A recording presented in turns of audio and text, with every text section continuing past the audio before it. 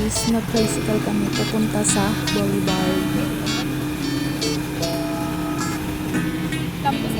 Sakto naman pagbaba namin sa tricycle, may van na nakaabang.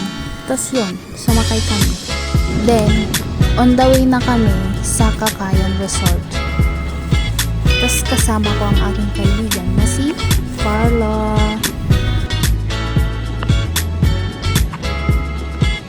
So, dito na kami sa harap ng Pinaripad National School.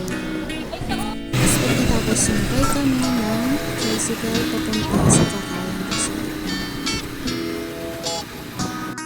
Finally, we're here. So, ngayon guys, pasukin natin ang Cagayan Resort. Samahan niyo. Ano? Tara.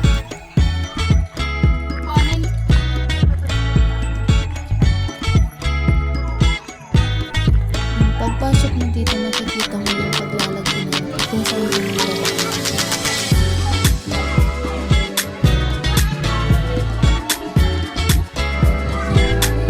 here, makikita mo yung kanilang pool. Super clear ng water. Sarap lang. May mga cottage din kung saan pwede kayo mag-chill with your family or friends. And of course, the view. Sobrang ganda. Perfect talaga siya for bonding, swimming, or even just relaxing habang may nag-e-enjoy sa nature. Ganda.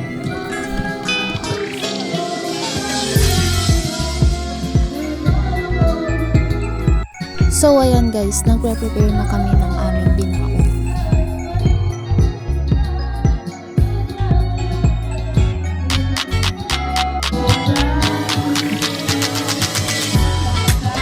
Nung nakapag-prepare na kami, ayun, nung natapos, syempre, naligo na kami. Ano pa ba? Sabay picture.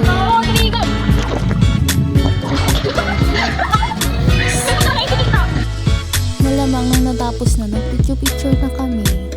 Oh, yan. Ganda. Charas. So, ayan, naglalakad kami pa uwi. Pupunta kami sa kanto kung saan kami maghihintay ng sasakyan namin ng van.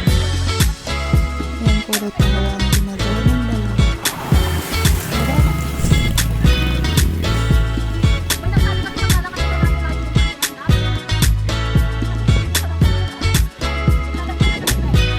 So ayan guys,